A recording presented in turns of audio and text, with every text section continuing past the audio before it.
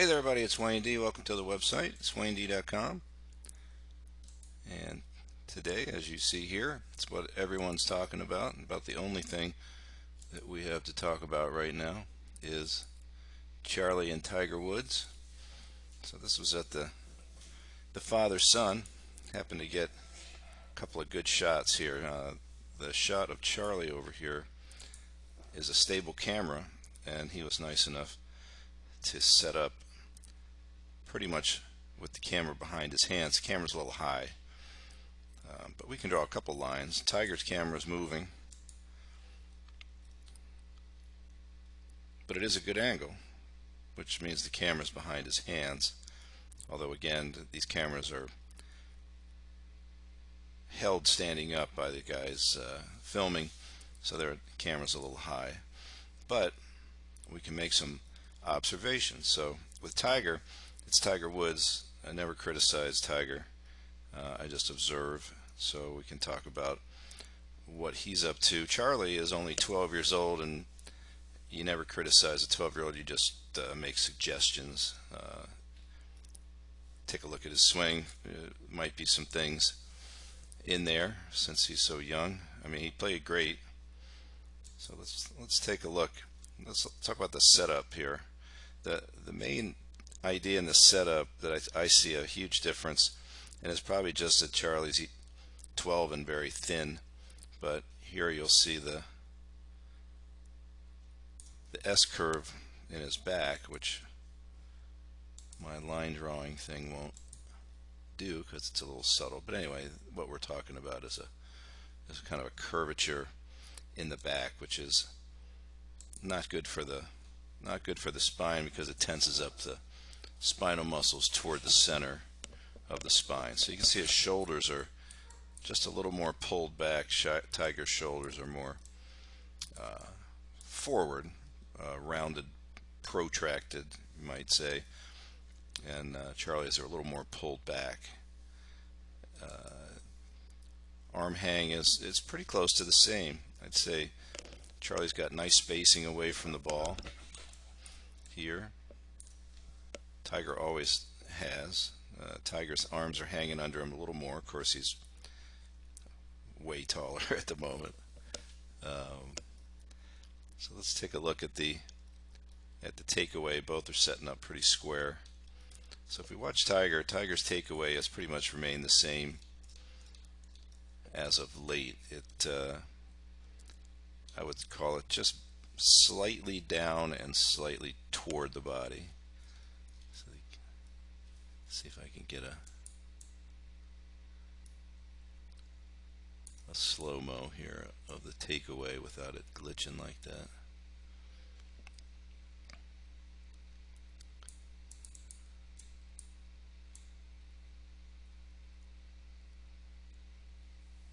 So we could say you might want to call that straight back.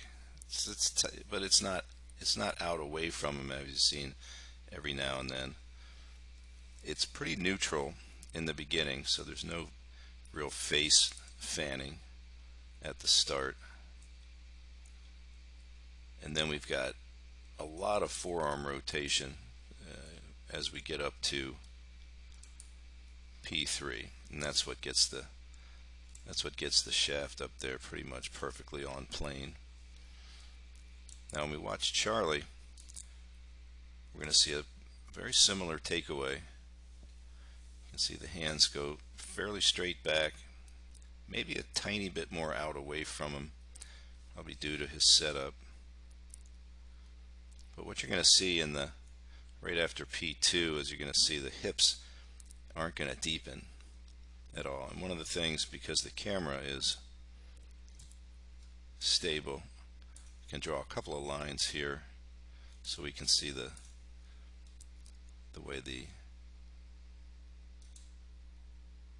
hips move and where the head goes. So as we watch Charlie go back, the first part he gets a little deeper, so nice start to the swing there. Tiger always does that. Tiger's really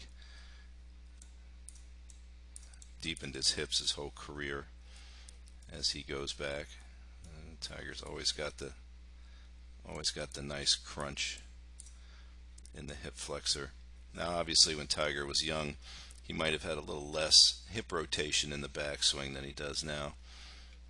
And we're going to see that with Charlie, because when Charlie goes from P2 to P3, you're going to see the depth that he created in the right hip is going to come back a little bit, and the left side of the pelvis is going to go a little forward, although not much. But watch the head. He's going to create the space with his upper body, so his forehead's going to move forward a few inches, and then as he starts down, we can see his tush line is pretty close to being right where it was. The knees are a little bit out from under him, just a touch here.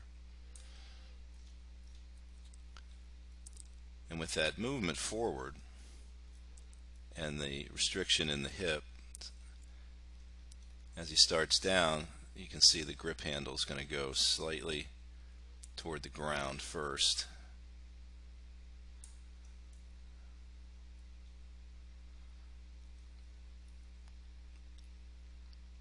And that's going to put the right arm initially looking like it might get a little behind him, but you can see here he does a great job of clearing. And what's really cool about Charlie's swing is how late his right arm is. Look at that, the sucker's still completely bent, and that right wrist is bent, and that left wrist is moving into flexion. So as he hits the ball, if you were guesstimating, what do you think his hips are? They're probably 70 degrees open, maybe 80. So that's a young body, and you can see the shaft come around, beautifully balanced. And if we take a look at the release, take a look at the right wrist. You know, I see all these people practicing this release pattern where the face is pointed up to the sky in the follow through, and I don't really get what they're doing with that, because that's not what really anybody does. So with Tiger's swing, you will never see Tiger's legs clear later than in this picture right for me. So here we are at P3. It's P5. And if we look at Charlie at P5, which is about right there, Charlie's left leg is gone. I can see it back here, actually.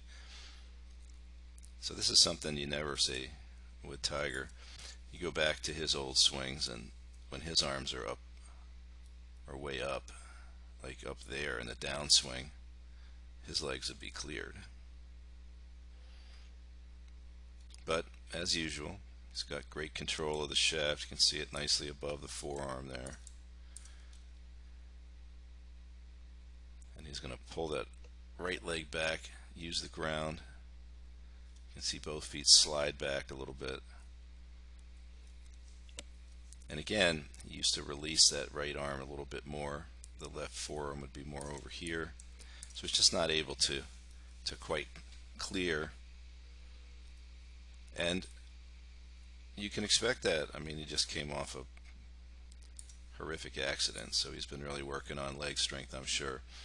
But that's something that I'm sure he'll be working on, is his hips and his leg speed. But Charlie doesn't have any issues with that.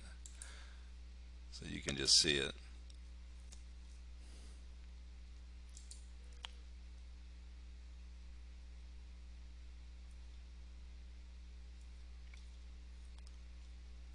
Very nice. So if there's one thing I would suggest for Charlie, it would be to maybe relax the upper body in the setup. Keep that hip depth from P2 to 3 and all the way up to 4. So at 4, I'd like to see more crunch in the right side hip flexor. And then in the forward swing, rather than the grip working back this way, I'd rather work it toward the ball, and again maintain the depth. You'd have a little more space. So for now, he's probably he was hitting a nice Most of his drives were little fades, but he'd probably